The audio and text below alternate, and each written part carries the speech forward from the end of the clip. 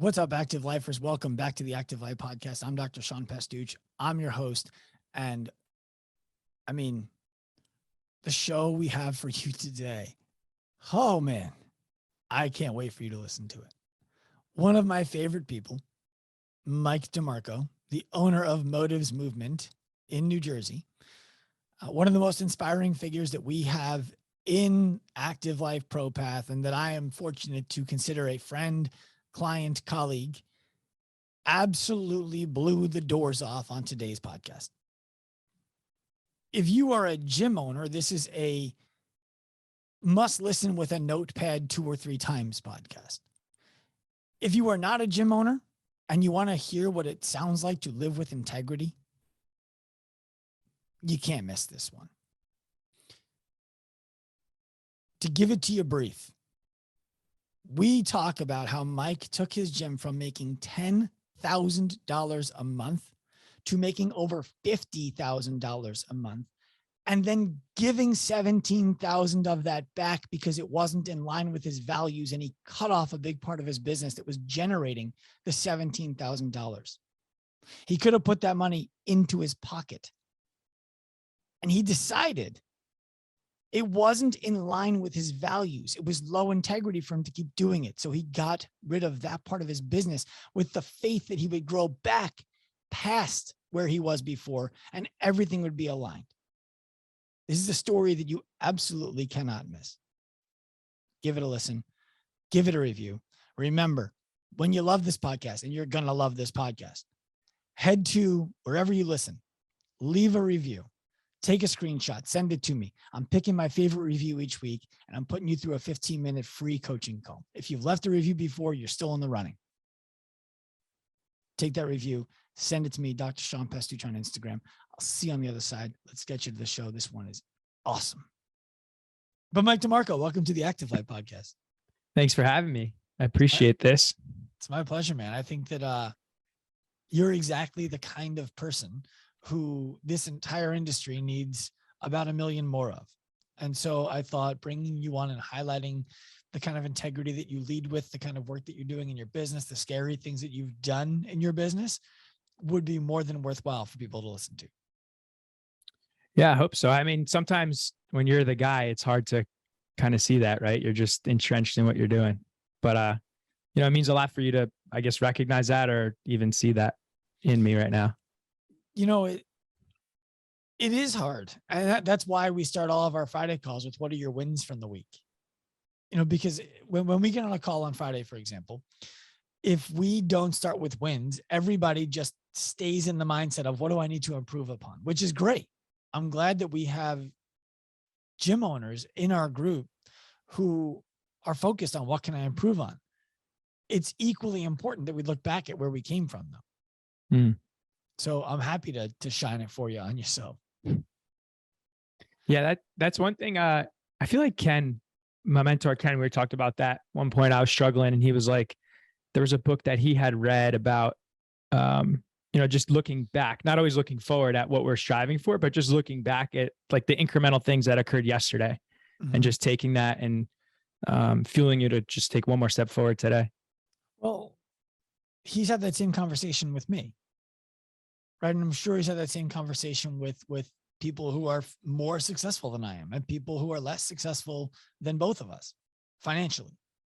Success is relative, right? It depends on how you judge it. But you've been working with us now for over 2 years.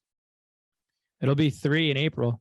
Right. So you've been with us during a time frame in which we went from being extremely profitable and doing things kind of the old West way, meaning we were doing things the best that we could as we knew how to do them. And we were constantly evolving along the way as we went.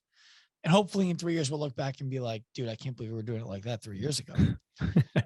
But you were with us while we had wild profit margins and while we were losing $50,000 a month. And my hope is that you never knew the difference. I never would have imagined. Right. So the thing is, when you're in those down months, it's easy to look and be like, man, what do we need to change now and fast? And the answer often is nothing. The answer often is you're having that down month because you made the necessary change to go back a step so that you can go forward 10. And yeah, that's true. yeah. And when you're in it, it sucks. It sucks. It feels like a fist fight every day, or in your case, a wrestling match. But it's setting yourself up for the opportunity that's worth it in the end. So when you started working with us, anyone who has not seen anything about Mike, if you want follow-up content to this, go back and watch Radical Change on our YouTube channel. Because we sent Cleary out to your gym. We did a full, 17-minute long, 14-minute long, whatever it was,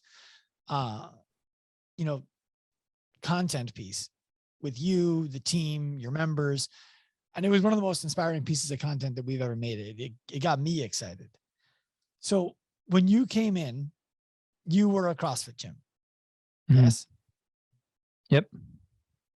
Please give people a little bit of background about what your experience as both someone who valued fitness in their life and someone who was owning a gym at that point in your life was like. How long were you open for?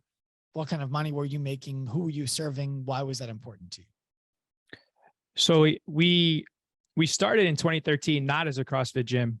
We originally opened as just, targeting sports performance and athletes, and evolved a year later into taking on CrossFit because the parents of the kids we were training were asking to also take part. So we did that. And it made sense for us at the time because post collegiate athletic career, CrossFit was my fix for continuing to fill my competitive itch. And we were doing it personally with our training. So it just made sense to bring CrossFit on. So from 2014 until COVID, really, CrossFit was our business. The kids somewhat took a back seat as the years progressed, and CrossFit was 90% of what we were doing every single day and keeping the machine going. There was a lot of evolution though, as the years went on. From I really identify as 2014 until 2017 as us being unapologetically CrossFit. And 2017-ish was about the time where my competitive edge, I think my interest in competing and trying to make it to regionals and going to Miami every year for Wadapalooza, it was starting to lose steam. And we were taking steps back at that point, starting to realize and recognize things such as, our wedding was coming up, my wife and I, and my mother-in-law was doing handstand push-ups, and she's approaching 60 years old. And it just started to not make sense to me. My background academically was in exercise science, and that combined with what I was recognizing, it made no sense. So we started. Let me stop you there for a second though, because I think people listening to this who would hear a 60-year-old woman doing handstand push-ups would say, "What do you mean that's not awesome? That's inspiring as hell. Why wasn't that making sense?" First, very simply, the first thing was the risk to reward. Like, why was my mother-in-law coming to the gym? She was coming to the gym because she's a former smoker. She was an heavy drinker. She just didn't want to die, and she wanted to look good for my wedding. And those things weren't they didn't match with handstand push-ups. Like, a handstand push-up was not the thing that was going to get her to achieve her priorities that she originally came in for. But we were allowing the momentum and the CrossFit world to sacrifice the things that she was coming in for, just to say that I got my 60-year-old mother-in-law to do handstand push-ups.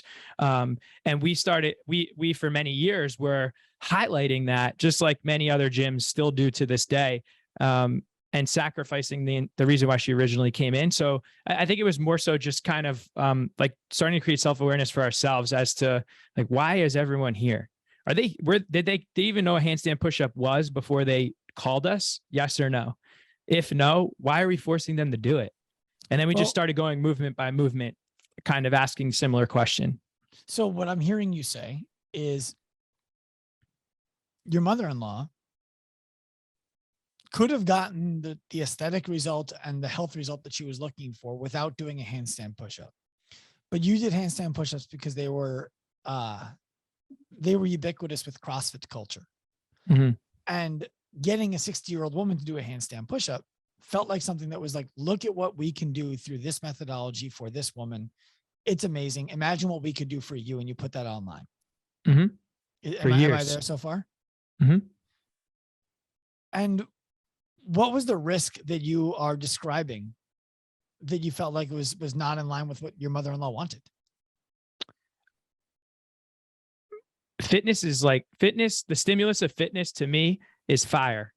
Every single time we prescribe or, we create a program for someone, you're playing with fire. And just like any drug, it can kill someone. And the risk of putting my mother-in-law upside down when she never even participated in sports her entire life, it was tremendous.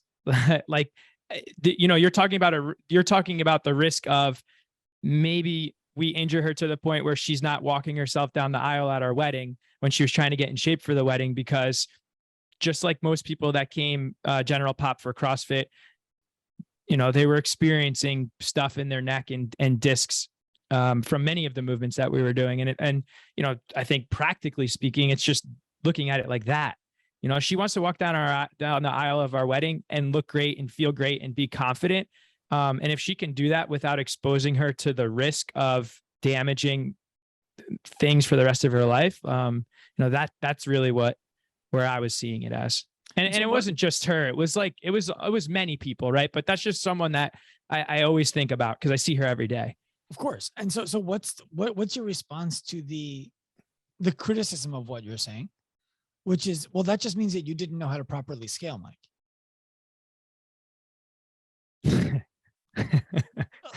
Oh man, I love and hate this conversation. To me, there should be no reason for scaling now. When we were unapologetically CrossFit, right? Scaling was the only way. But if you're properly meeting every single person where they're at when they walk in the door, there's the word scale isn't even part of the vocabulary anymore. It's just a matter of a proper intentional dosing of what the person needs, and not, oh, I need to scale to fit you into this mold. So I don't even, when someone brings that up, I don't even entertain the word scale, because that's not part of our values or part of what we talk about here under this roof anymore. So it's no argument. I don't even want to argue. If you want to talk about scaling, I'm not even going to argue with you. We're just going to agree to disagree that that's not a thing. So what I'm hearing you say is the scale. It's not that you don't know how to scale properly. It's that you don't want to need to scale for anybody. It's that scaling as a principle means you're starting off with a plan that is supposed to meet everybody's needs. And then you're slightly varying that plan from person to person as they walk into the building that day to better match where they are at, instead of writing the program for the person before they walk in the door to exactly meet them where they are at. Mm-hmm. Okay. So I imagine that means a different avatar. It means a different business. And obviously I know that you're working with us now for 3 years, but I wanted to hear you articulate it because I think that you speak really well on that topic. You start to see this with your mother-in-law, who I imagine, by the way, just knowing your wife, had some innate ability to get upside down. She did. And, Yeah. She's got Brooklyn blood, Staten Island blood, so she's tough. Right. But yes, she did. Yeah.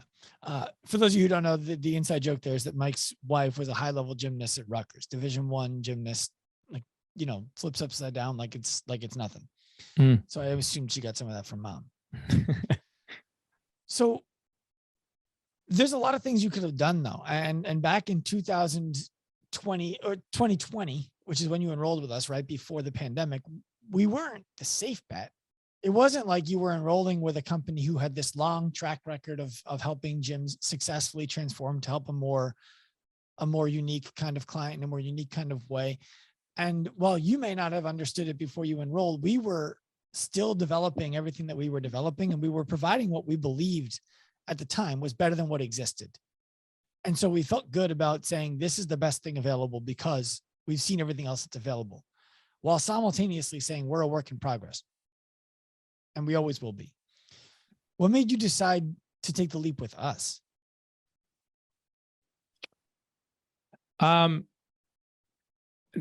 feel I've talked through this a few times with you, and the more I talk about it, the more I realize that 2.5 years ago, the answer to that comes down to many of the things that you've educated us to do for our clients and prospective clients when they walk in the door. And that's making them feel seen and heard, understanding where they are at today, and clearly articulating for them if and then how you will be able to help them and provide them with a solution to help, bridge the gap between where they are and where they want to be.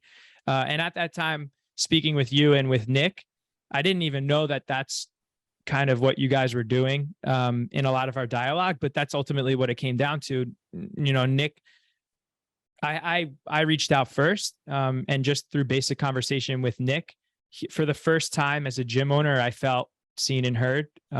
He was empathetic with where I was at, and it was not a matter of, sign up with us because we're going to help you make it, especially through the pandemic, or we're better than this guy, or we're better than that guy, we're the industry leaders. It was honestly just, I get it. I know where you're at.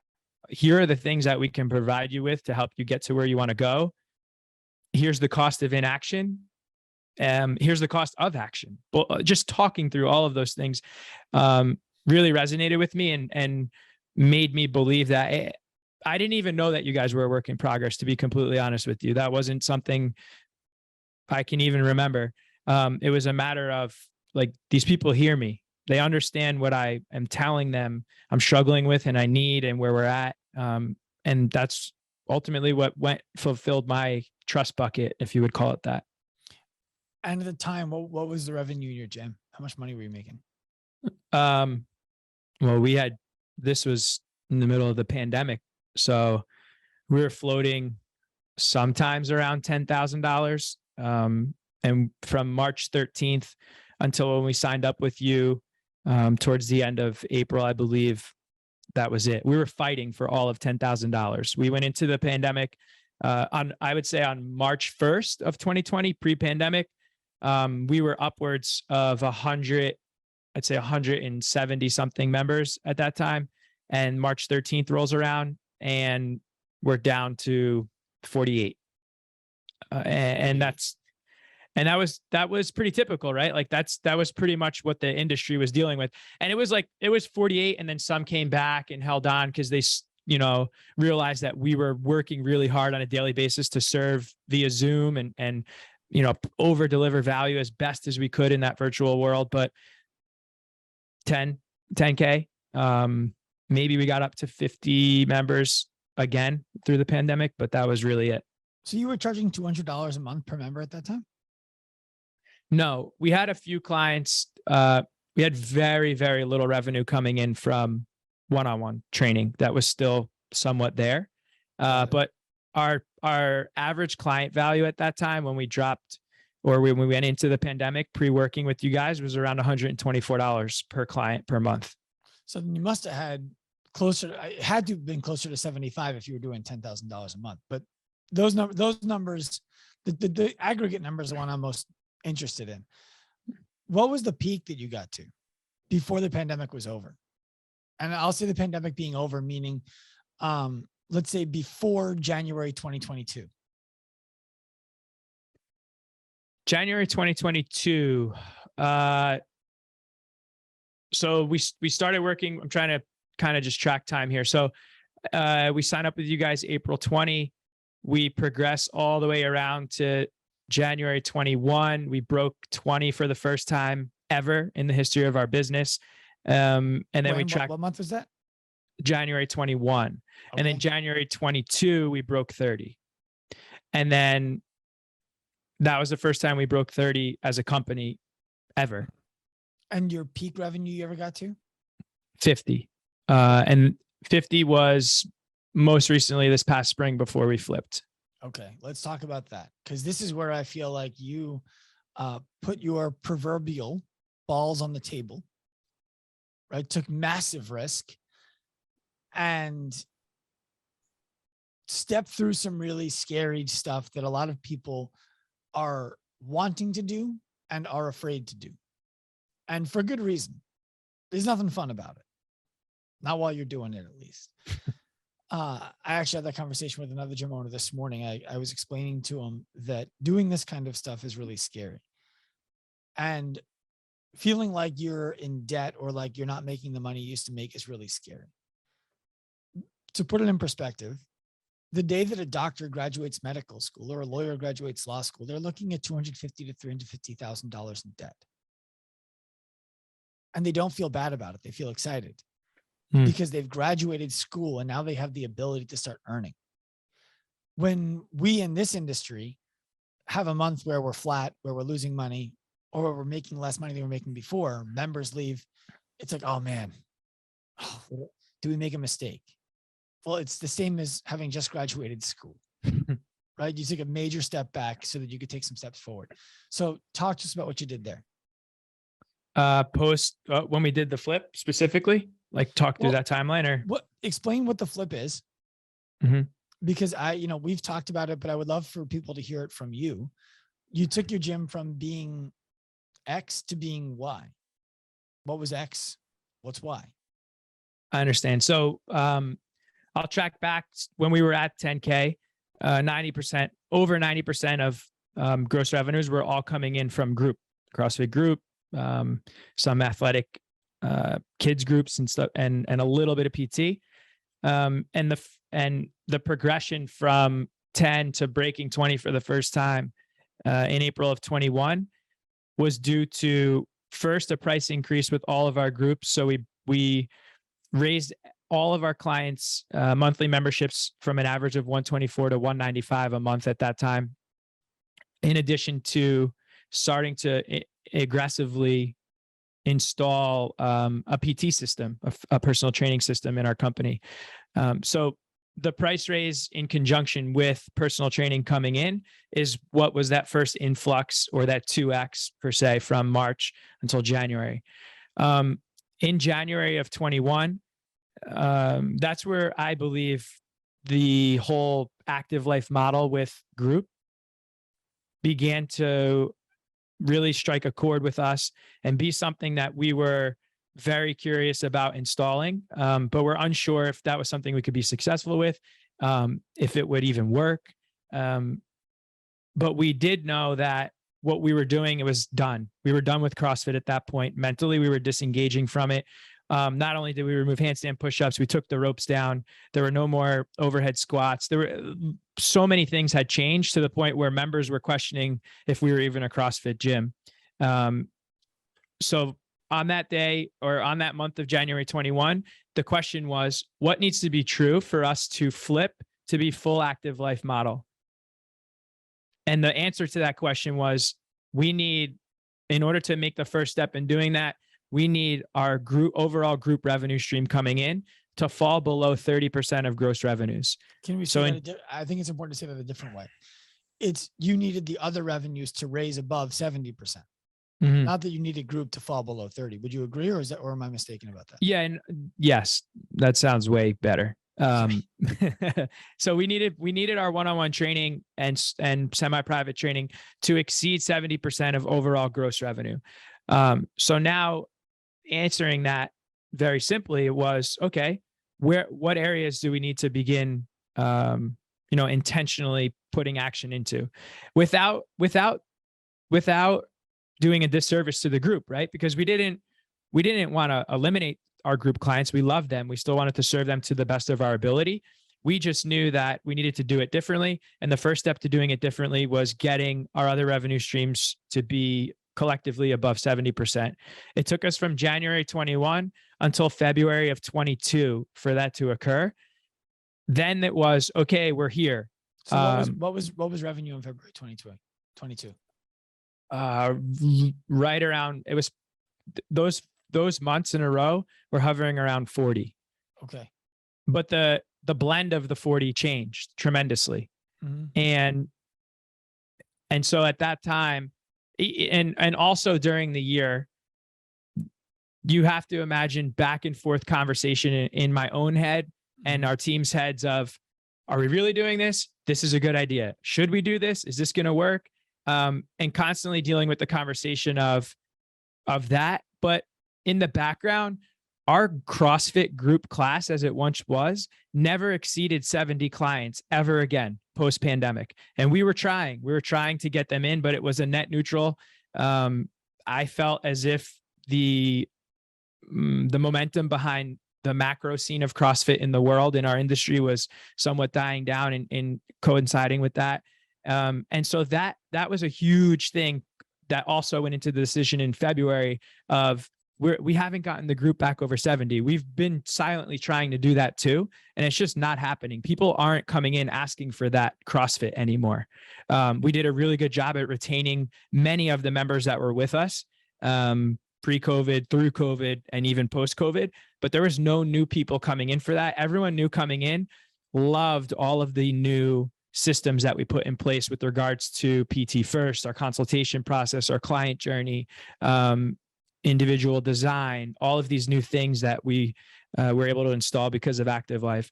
So in February of 22, we said, all right, we've arrived. Now, what needs to be true for us to make a hard decision and say, we're doing this thing? And the answer to that question was, let's get 3 months in a row of all of these new revenue streams above 70%. So we have February, March, and April. We had 3 months in a row where that occurred. Sat down one more time. And I remember sitting down at the end of April with Dan and Mary and you, literally everyone on the team, saying, because I'm very, if I make a decision, I do it. And I met with each of you guys. I'm like, we got to do this thing next week. And you guys were like, whoa. And I was like, no, you don't understand. Like, we've been planning for this for 18 months, 20 something months, right? Like, we're doing this thing. Slowed me down. And we planned for June 1. And ultimately June 1 of this past summer is when we made the hard flip to full Active Life model, where we only have 3 tracks available for any client that walks through the door.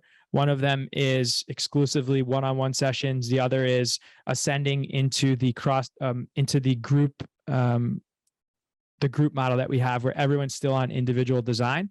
And then the third option is individual design or remote individual design exclusively. So what I think was the bravest thing that you guys did is, when you started with us, you're earning around 10K. At your peak, right before June, it was what, like 50? We hit 50.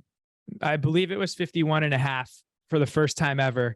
And I was like, oh my gosh, this is insane. I didn't even know this existed. It's a lot of money for a gym, for a micro gym, especially. And a lot of people would see that and be like, well, wait a minute. I had a call with a guy the other day, and he's like, why can't we do both? Why can't we keep doing both? And what you were doing right there was, in a way, proof that both can exist at the same time. You can have your group fitness, where you write for the best, scale for the rest, and individual design in a group setting, and personal training, all in the same place. So why was it necessary? Because when you talk about flipping and you talk about making that hard decision, what you did was you said, we are no longer going to offer this group class. We're no longer offering right for the best, scale for the rest. And then you went through, what, 60 conversations with people, one-on-one or one-on-2 or one-on-3. Like, you were a madman having all those conversations. Yeah. And I'm still recovering. I believe it. For those of you listening, those conversations are Mike making space for people to come in and voice their content or lack thereof with his decision to make this move. To your credit, most of the people who decided that they didn't want to stay with you did so by also telling you that they understand why you're doing it and they support you and they want to see you be successful, which speaks to your leadership. But why make that move? Why not just keep doing all those things? It came down to values.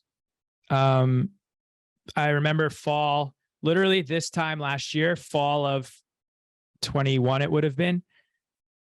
A lot of our Active Life education started to evolve into being more of a mentorship. We had been through all of the curriculum. It was immersion at that time. And we were evolving into what was previously corporate structure. And there was a about 80 to 90% of the conversation we were getting in our education from you guys was around core values, principles, vision, installing all of these things that direct the ship, not just making sure that you know how to fix something in the engine room. It's like, what's leading your ship and what's guiding you. And last fall was, aside from making the decision and going through the conversations to flip, the September, October, and November of last fall were 3 of the hardest internal months that I've probably can recall in my whole life. And I say that because I was punched in the head and forced to answer questions that I couldn't clearly articulate, that I thought I knew answers to, but I had no idea how to answer them clearly, concisely, and consistently. What kind of questions? What do you value? What is your vision? Where are you taking this thing? Who's your ideal avatar? Who do you serve? Why is that important to you? All of those things. And I remember, we didn't talk about this much, but as a sidebar, I was, for the 4 years, in the 4 years prior to this past May, I was running the gym and a full-time strength and conditioning coach at Rutgers. And so I literally woke up every morning in September, even on the weekend, Saturday and Sunday, I would wake up every morning and journal for 30 minutes to an hour. And sometimes it was journaling in conjunction with a book that I was reading, or sometimes it was writing out one of the questions that I just said and just sitting in thought with that and just dumping my brain onto the paper. Because it was so frustrating that I did not have a handle on what the answers to those questions were. And those 3 months were very, very, very important time for me personally, like with self-awareness and personal development and understanding what it is I truly wanted in the world. And ultimately led to me deciding to resign from Rutgers and go all in on what we were doing at Motives, because it was truly what I wanted to do. And Rutgers wasn't. It was a distraction. I love everything I did there, but through that time, I was able to identify, like, we're flipping, I'm resigning. I don't know what's going to happen, but I know that if I don't do this, I'm going to regret it for the rest of my life, or I'm going to stay stuck where I'm at in my life. And I'm not going to really see what it is that is out there for me to accomplish. This is all pre-contemplative. You hadn't talked to the team yet, correct? No, not once. Okay. How about your wife? She knew, because I was getting up every morning at 4:45 so that I could be on the road by 6, but still get this time in. So she knew what I was doing every morning. I love my wife for the amount of space that she gives me, because I know that she values the time that I get to spend in that space. Because if I don't, some people get irritated when they don't exercise. Some people get irritated with other things that they don't get. I get very irritated and agitated if I don't have time to spend with myself and my thought and my dialogue. So she knew what I was doing. And I would occasionally go to her with stuff and say, look what I journaled today, or look what we're working through. And it was more of an echo chamber from my wife and less of a push. Like, did you get up today? Did you do this? What are you working on? We just kind of went as is. Like, she knew what I was doing. Well, the stuff that's scary for you, I imagine, is similarly scary for her, because that's where a lot of your income comes from.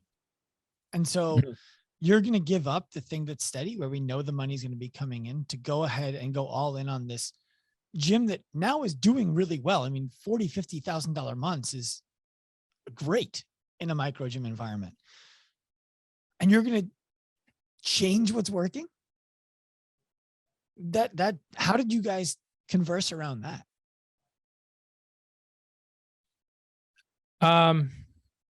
It took time. Like, it took time for me to work through these things over and over again, to where I could first clearly communicate with her some of the answers to these questions, and let her somewhat vet them out for me and ask questions so that I could go back and refine it and speak it more clearly, before I could even talk to the team. So it was more of like, she was in constant conversation with me along the way as I was working through this stuff. So she knew where my brain was tracking with it all. That would be the first thing. And the second thing was she trusts me so much so that when I sit down with her and I say, listen, this is like, that we've been talking about this for 3 months. It was not an impulsive decision. It was very calculated. She saw like math. Here's projections. Here's where we're at. Here's where we're going to be. Many things went into that. But also honest conversation around, let's weigh the opposite.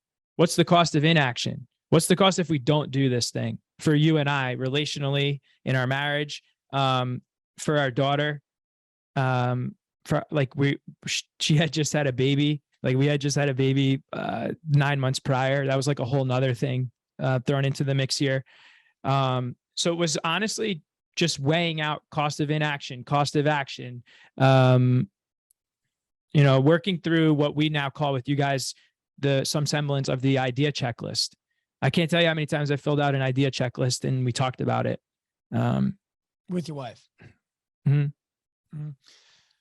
So you make this really hard decision to cut out the group class. What did you anticipate was going to happen with the group membership? How many did you think were going to stay? What percent?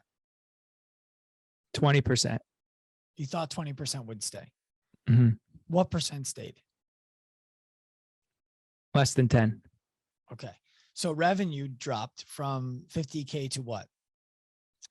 We dropped from 50 to around 33, 34 the first month. Okay. And if I remember correctly, what that meant, dropping down to that number, was that effectively all of your profit, the money on top of your salary, was gone. Mm-hmm. Right? You were like a few dollars over. You were profitable by a few dollars, but nothing like what it was doing before. Mm-hmm. True? Yes. Okay. Now, at this point, you had the opportunity to have, I believe, if I'm not mistaken, doubled or more your salary. So it wasn't as if you were just taking a bath, but giving up $16,000, $17,000 a month in additional revenue is never easy. How did you handle that?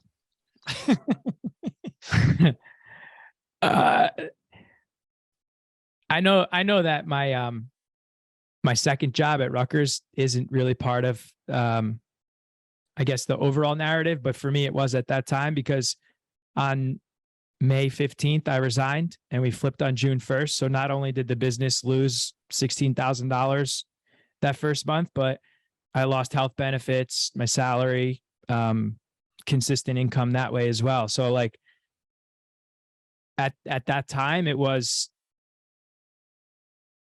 digging into the things that I believed in, I trusted in, eliminating as much noise as possible.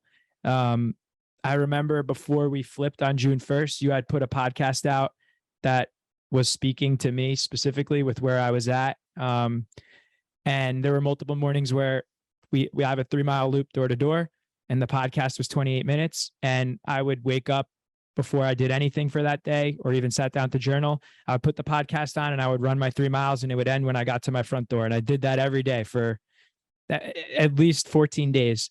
So things like that, where it was intentionally putting things or placing things in my life that were helping me stay focused on all of the many months of planning and scenarios that we worked out, and not allowing the distractions of conversations and emotions from clients leaving us, and the emotions and the distractions of what are other gyms around us doing. It was, we calculated this over 18 months.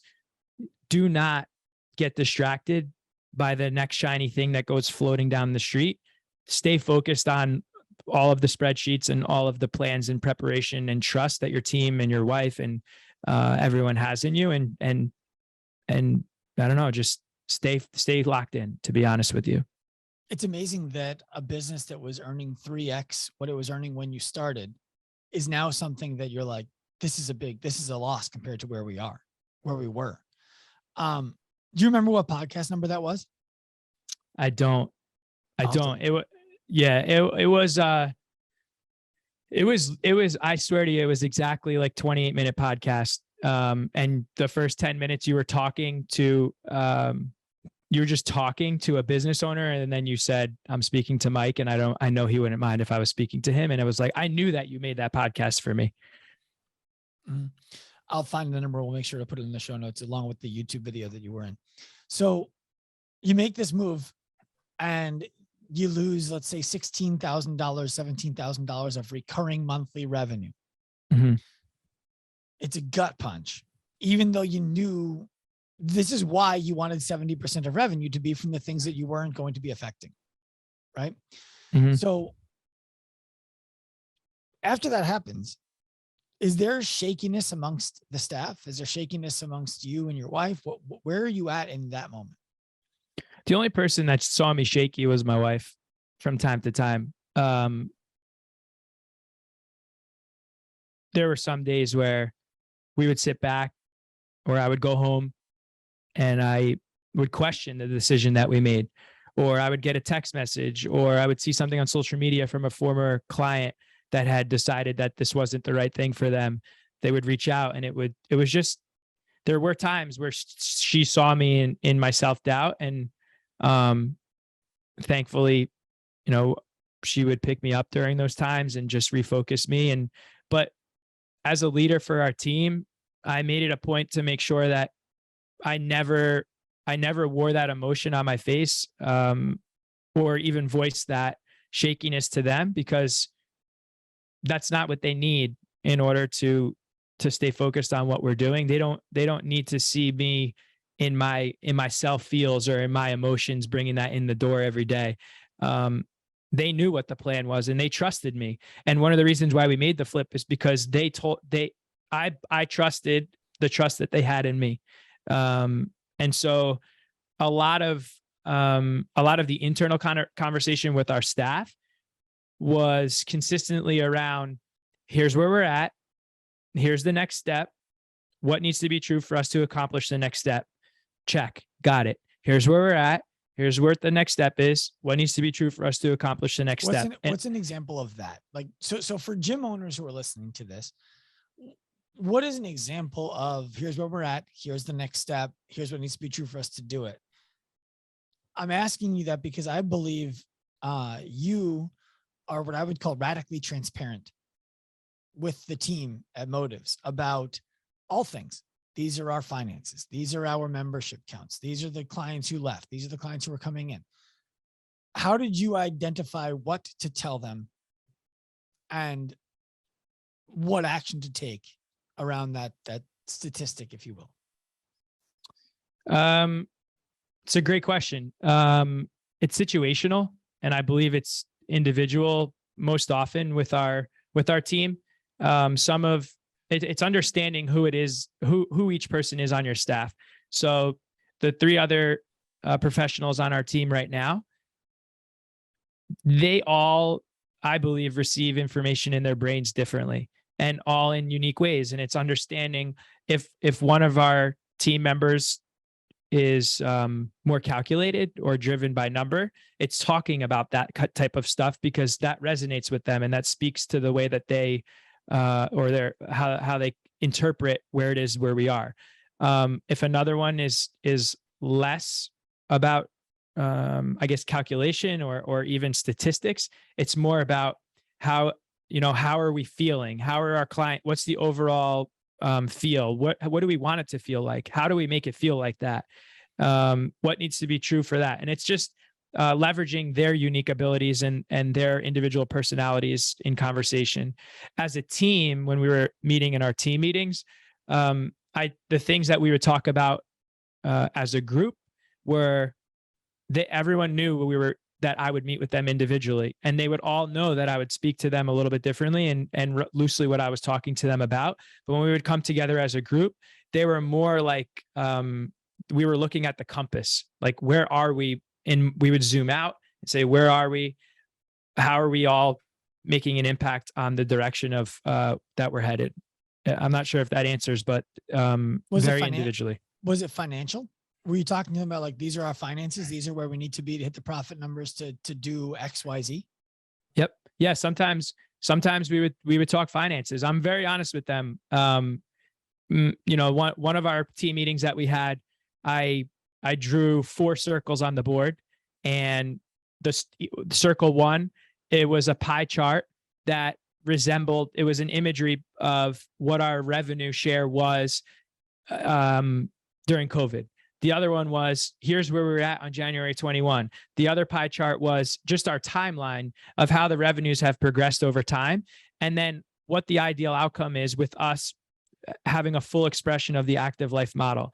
And then having conversation around, this is what the old pie chart looked like. Remember why we switched from that. This is where we were at on January 21. Remember why we kept pushing forward. Here's where we're at on June or April of 2022. That was great. There was a lot of number there, but look how the pie chart differs from what the expression of the new model should be. And when we get there, that's where the full expression of our professional abilities will be maximized, not with being a personal training studio, which is where we were on June 1 when we totally chopped off and severed our CrossFit arm. So you show them effectively a pro forma. Mm-hmm. So why should they care? What is in it for them as the business grows?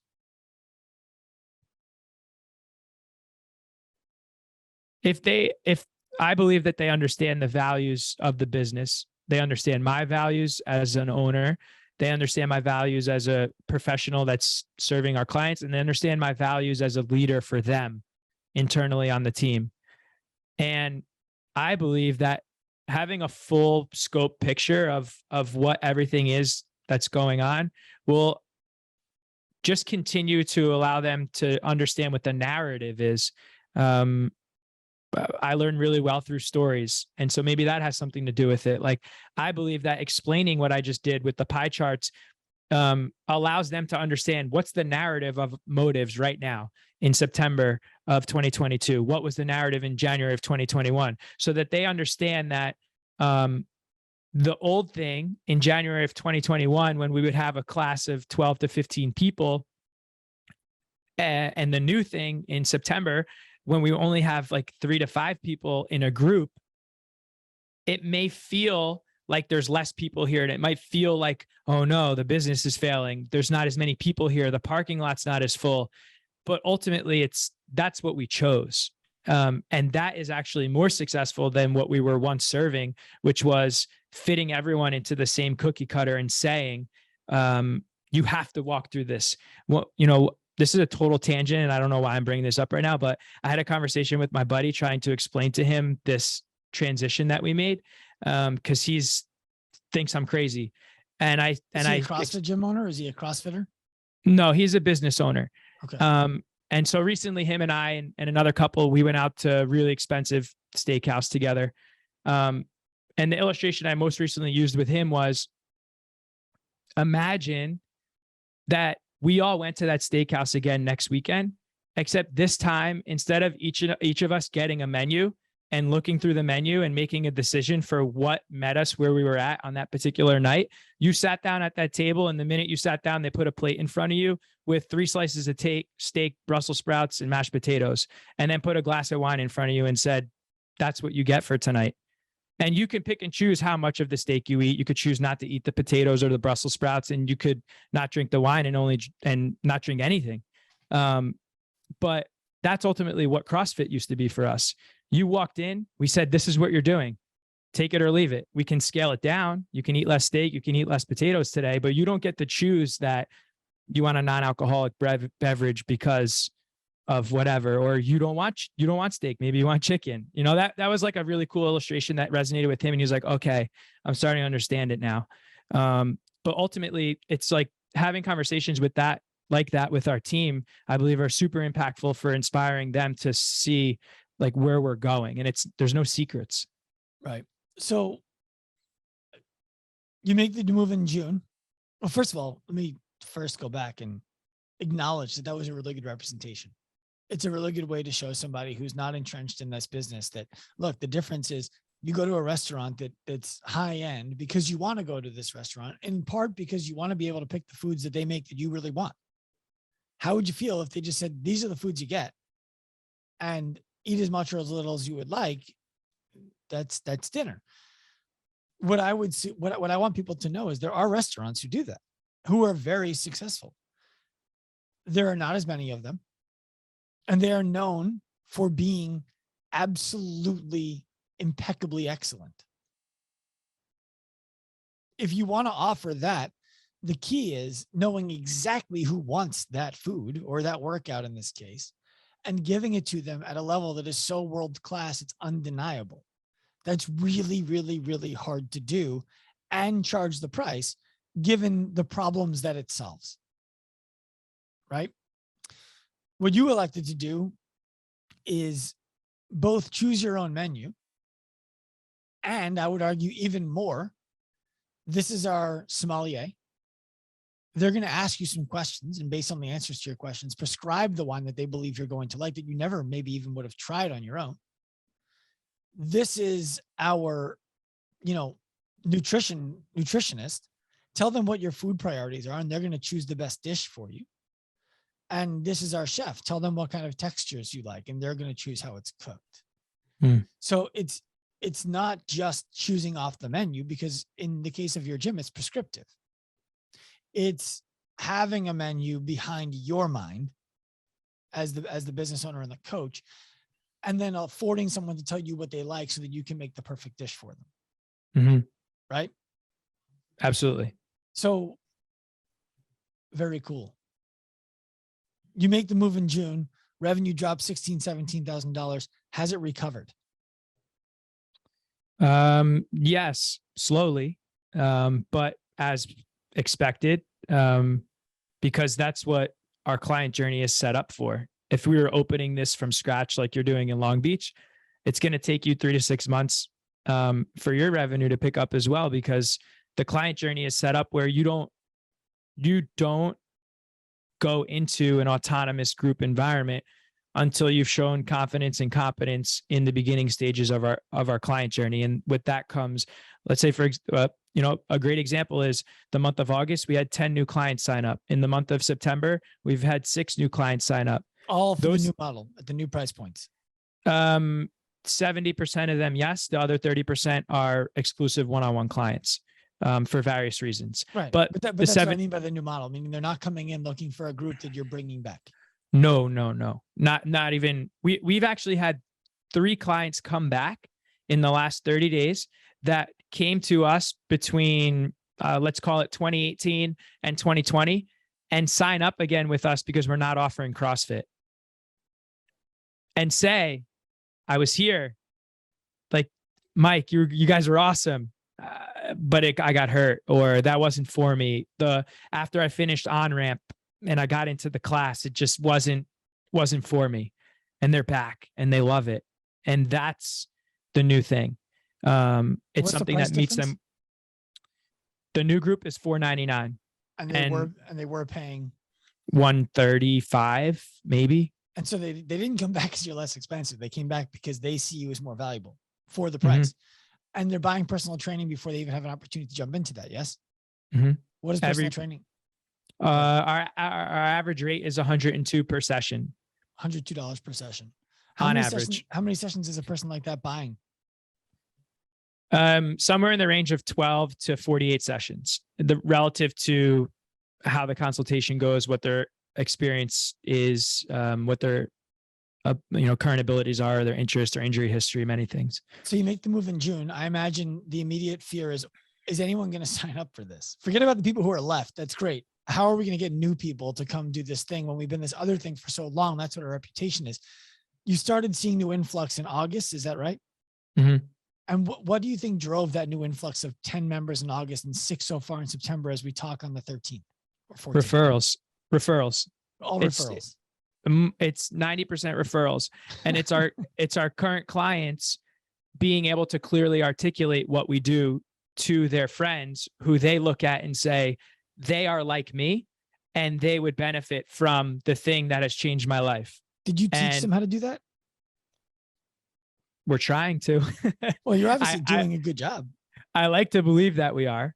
For example, we had this particular prospective client didn't sign up yet. Her consultation is next week, but she was a walk-in, and her friend, who has been in one-on-one since March, mentioned to her that she, should come here. And so I asked her, I said, I'm just curious, what is it that she said we do? Because I wanted to hear what the answer of what you just said. Are we educating?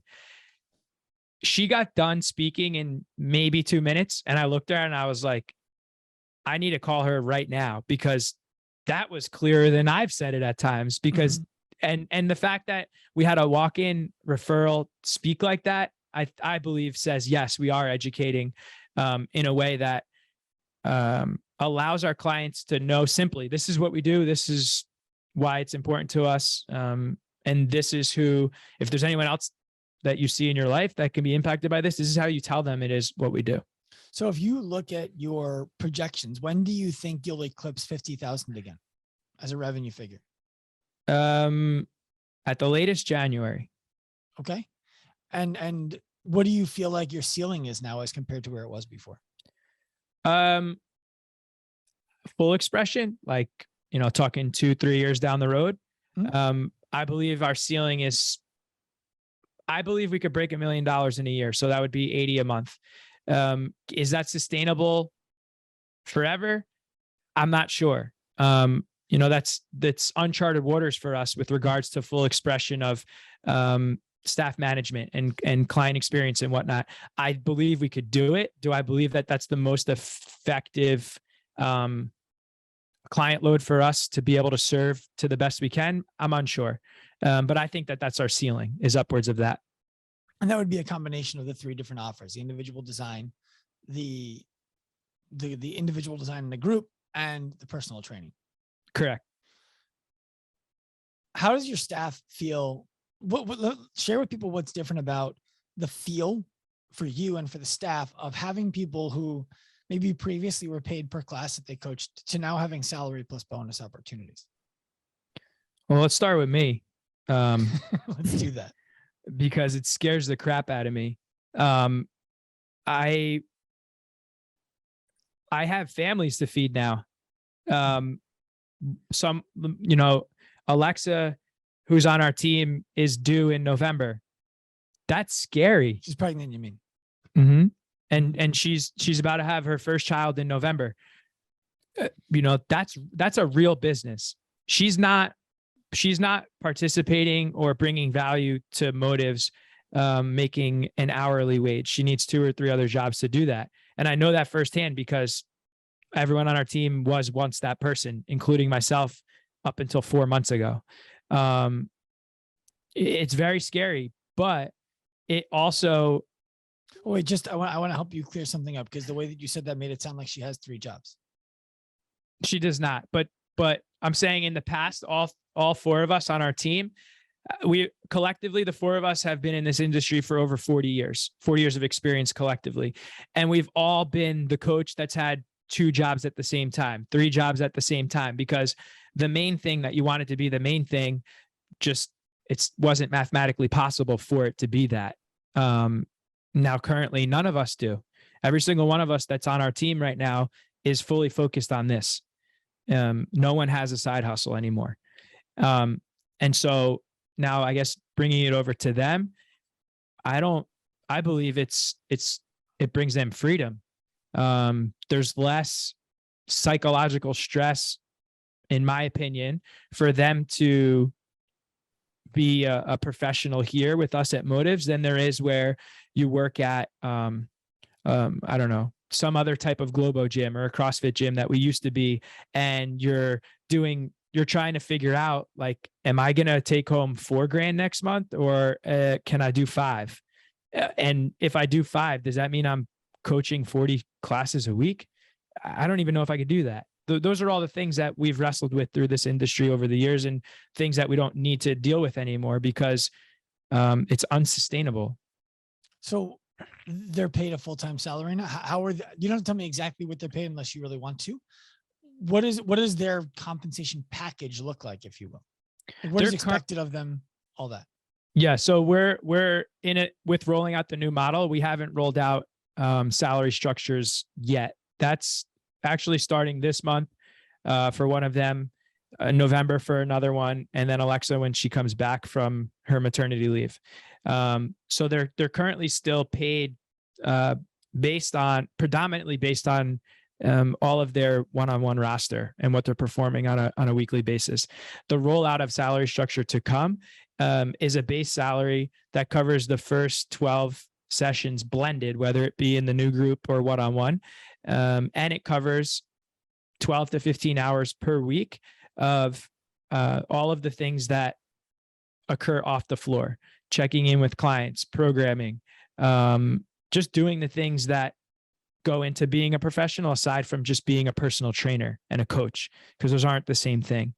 And then on top of their base, they're paid above and beyond up to 25 sessions per week. So now this structure is also creating scarcity with their time on the floor. So there's no longer this open-ended thing in your brain where you're like, I could coach 50 sessions this week and I'm trying to go to Cali next month, so I'm going to. It's like, after you coach 25 sessions in a week, you might as well get coached by the coat rack over there, because that person's brain is not working anymore. Right. So the floor on their pay, first of all, I imagine, and correct me if I'm mistaken, that the salary is easy for you to move to now, easy-ish, because they've consistently hit similar numbers in their per session rate and their per class rate over a period of time where you're like, this is an average. Some months they will have done more work, some months they will have done less work, but they will get paid this. And if they ever do so much more work that they exceed 25 hours, or excuse me, they exceed 13 hours on the floor per week and 12 hours of program design per week, they're going to get paid for that, up to and not exceeding 38 total hours, 25 of which are on the floor. Correct? Yes. And what is the ceiling for what they can be paid on that? Full expression, once they complete ALP, which I believe we're 6 or 7 months into ALP for them. The model's built out for them to cap out around 108 a year. That's great.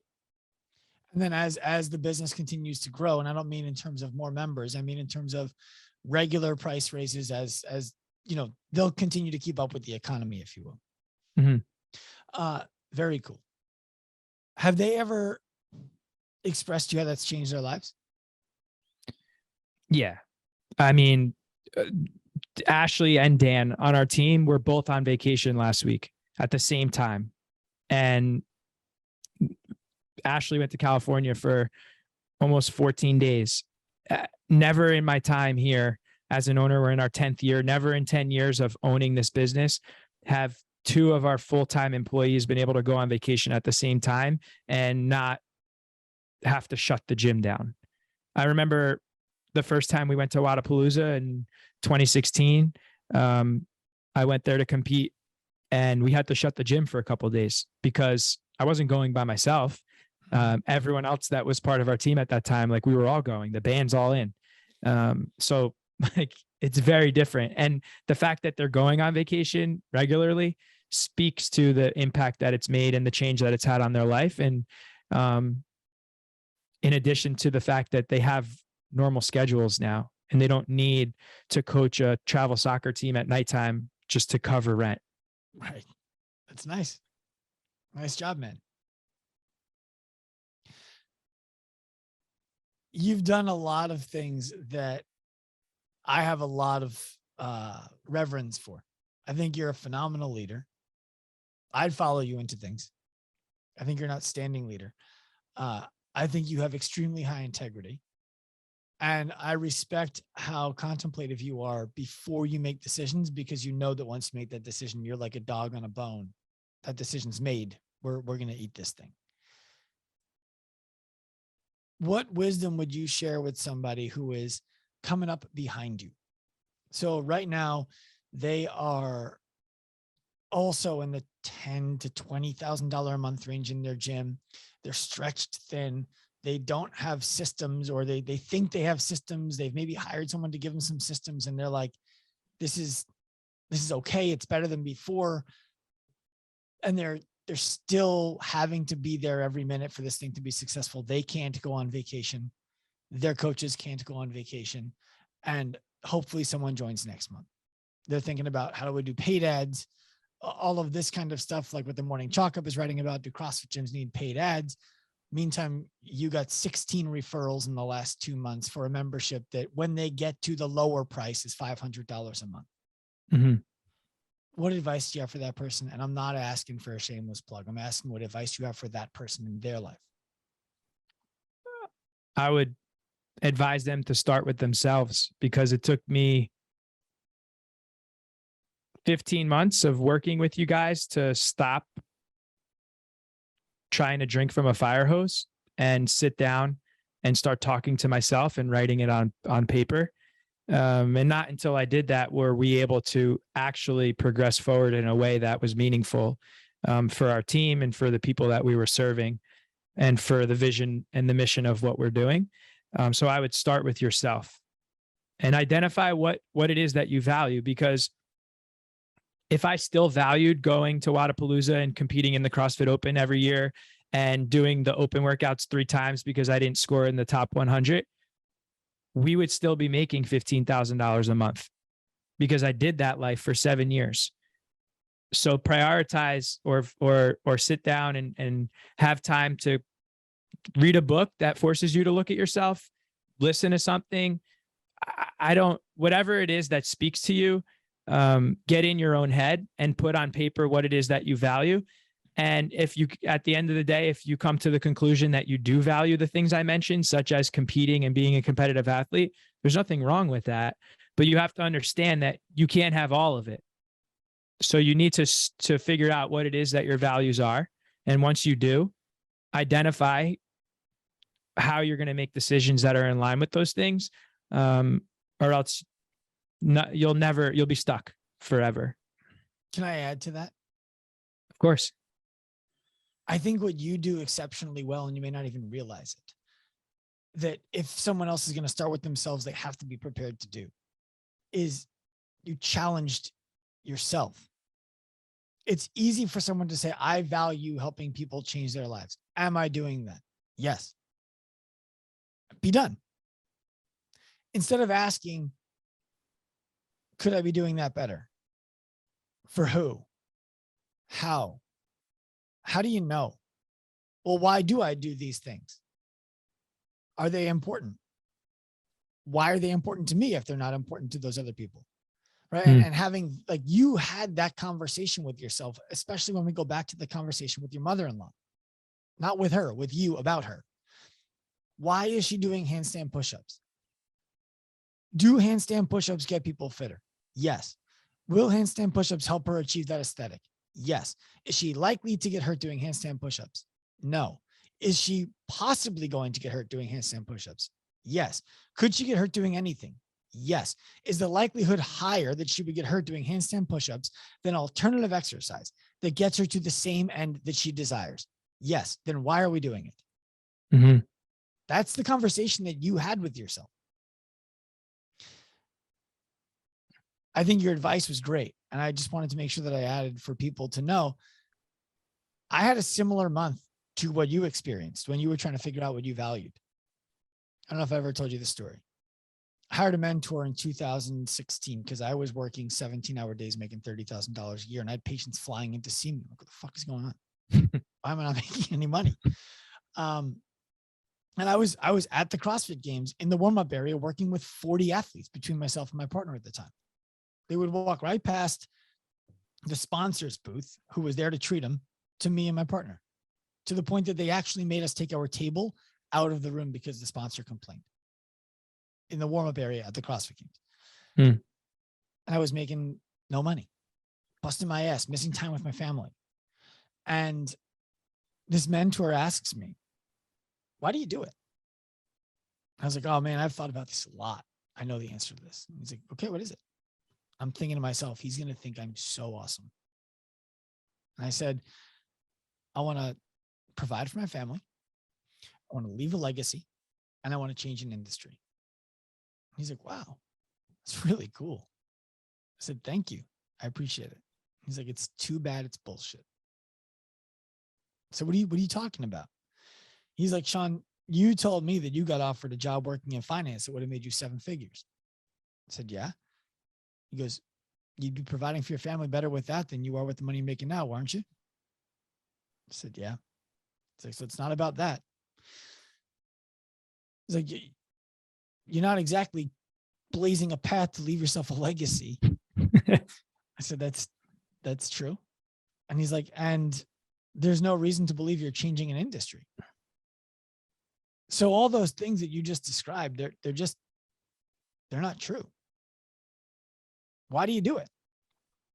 And in that moment, I was like, oh my God, I have no idea. He's right. I have no idea. And I spent in excess of a month. I don't remember the exact time, but in thought, in journals like you did, on walks by myself, it was brutal. It was brutal because I had this really clear picture of who I was, and I was proud of that person. And it turns out that's not who I was at all. And I had to figure it all out for myself. And that was the start of everything changing for me. And so I think you give great advice when you say, go back and think, face yourself and know going into it, like if you're thinking about going into that time where you face yourself, Mike, you were a high level wrestler. I was not. I wrestled in, middle school and high school poorly. But you need to be ready to go into a match with yourself that is going to be a grinder. Like this is going to be work the whole time. It's going to be hard. It's going to hurt. You're probably going to cry if you're emotional. You're definitely going to be frustrated. You're going to lose sleep at nights. You're going to be right. Like it is going to be brutal. And it's going to be worth it. If it never gets to brutal, you probably didn't do it. Would you agree? 100%. Anything else you want to share, Mike? No, I one thing I was thinking of when you were just saying that last piece was you asked me if I ever showed, and I heard this as showed weakness or shakiness through the flip. And as you're saying that, I'm realizing I didn't show weakness, and I chose not to show shakiness during the flip because I signed up for that. And it wasn't an ego thing. It was purely like, you don't deserve to feel sorry for yourself through this time because you made the decision to move in this direction. So strap up your boots and do what you need to do to be a leader through this. Yeah, I think there's a lot of lessons in leadership that you can share for people here. I appreciate you coming on, Mike. Where can people find you?